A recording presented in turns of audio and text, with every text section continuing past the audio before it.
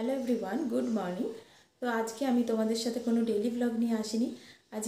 আজকে আমি দেখাবো হচ্ছে একটা রেসিপিটা হচ্ছে চিংড়ি মাছের মালাইকারি।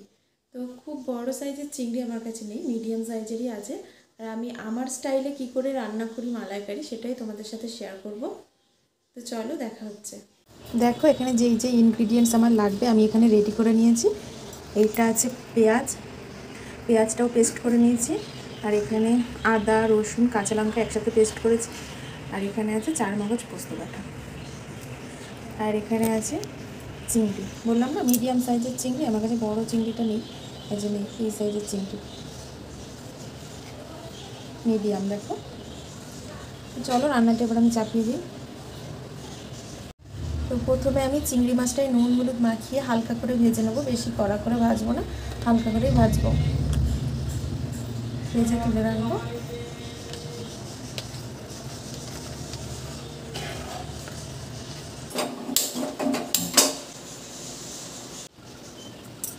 কড়াইটা গরম হয়ে গেছে, এখন দিয়ে দেবো তেল।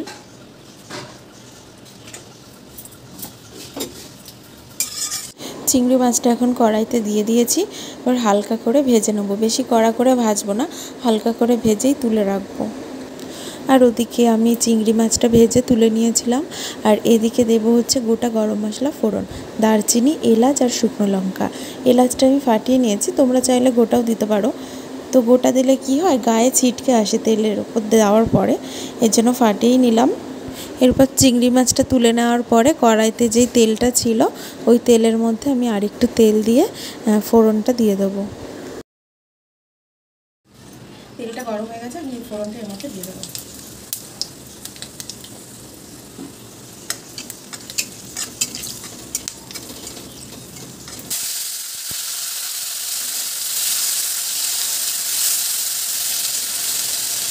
এবার ফোড়নটা থেকে একটা সুন্দর গন্ধ বেরোনোর পর আমি পেঁয়াজ বাটাটা দিয়ে দিয়েছিলাম।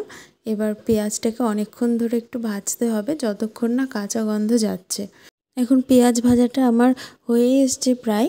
এবার ওই কাঁচা লঙ্কা আদা রসুন যেই পেস্টটা করে রেখেছিলাম ওটা দিয়ে দেবো, বেশি দেবো না, 2 চামচ মতো দেবো। রসুন কাঁচা লঙ্কার পেস্টটা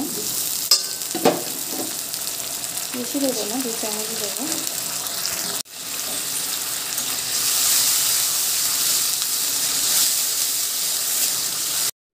তো এটাকেও একটু ভালো করে ভেজে নিতে হবে কাঁচা গন্ধটা যাওয়া অবধি। তারপরে একে একে গুঁড়ো মশলাগুলোও দিয়ে দেবো।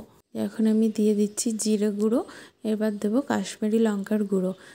এটা শুধু কালারের জন্য দেবো, ঝালের জন্য আমি কাঁচা লঙ্কা ইউজ করেছি, কোনো শুকনো লঙ্কা ইউজ করিনি। কালারের জন্য একটু কাশ্মীরি লঙ্কার গুঁড়ো দিলাম। আর নুন হলুদ দিয়ে একটু জল দিয়ে কষিয়ে নেব। জল না দিলে হয়তো একটু তেতো হয়ে যেতে পারে, পুড়ে যেতে পারে, এর জন্য হালকা করে জল দিয়ে কষিয়ে নেব। আর এদিকে এখন আমার পেঁয়াজ আদা রসুনটা ভালো করে কষানো হয়ে গেছে, এর মধ্যে এখন দিয়ে দেবো পোস্ত আর 4 মগজের পেস্টটা। এটাকে একটু ভালো করে কষিয়ে নেব। তো দেখো 4 মগজ পোস্তটা দেওয়ার পরেও যতক্ষণ না তেল ছাড়ছে ভালো করে একটু কষিয়ে নেব। তারপর যখন কষাতে কষাতে চারিদিক থেকে তেল বেরোবে তখনই আমি দুধটা দিয়ে দেবো। আর মালাইকারিতে যেই মেন ইনগ্রিডিয়েন্টস লাগে নারকেলের দুধ, সেটা তো এখন আমার কাছে নেই, এর জন্য নিয়ে নিয়েছি হচ্ছে একটু আমুল দুধ, এটাকে দিয়ে দেবো।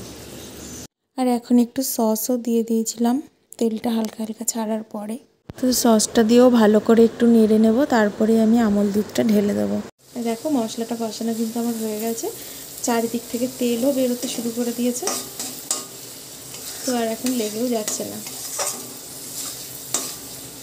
তো মশলাটা ভালো করে কষিয়ে নিয়েছি, এখন দিয়ে দেবো আমুল দুধটা। আমুল দুধটা এবার আমি এদিকে ঢেলে দিলাম। আমুল দুধটা দেওয়ার পরে আমি আর একটু সামান্য জল দিয়েছিলাম, যেহেতু আমি একটু গ্রেভি রাখবো বলে। তো তোমরা চাইলে নাও দিতে পারো। তারপর একটু ফুটে ওঠার পরে চিংড়ি মাছগুলো ঢেলে দিয়েছিলাম এখন। তারপরে সামান্য একটু চিনিও দিয়েছিলাম, চিনিটা দেখানো হয়নি এখানে। মালাইকারি একটু মিষ্টি মিষ্টি ভালো লাগে, তো তোমরাও স্বাদ মতো চিনি দেবে, যে যেরকম মিষ্টিটা পছন্দ করো আর কি। তো এটা আমার এখন হয়ে এসেছে প্রায়। এবার এর মধ্যে আমি দিয়ে দেবো গরম মশলা আর দিয়ে দেবো 1 চামচ ঘি। তোমরা যে যতটা গ্রেভি খাবে সেই অনুযায়ী রাখবে, আমি একটু গ্রেভি করবো।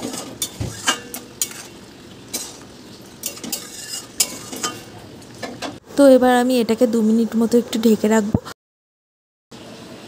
দেখো মালাইকারি তো আমার রেডি হয়ে গেছে। আমি তো এরকম করেই করি, তোমরা যদি অন্যরকম করে থাকো তো আমার সাথে শেয়ার করো, কমেন্ট করে জানিও যে কীরকম করো। তো এইভাবে করি, ভালোই লাগে। তোমরাও একবার ট্রাই করতে পারো, আশা করি ভালো লাগবে। এই যে এটা আমার মালাইকারির ফাইনাল লুক। আমি তো বললামই যে একটু গ্রেভি রাখবো, তো সেটাই রেখেছি। তো তোমরা যদি চাও তাহলে আরেকটু টানাতেও পারো।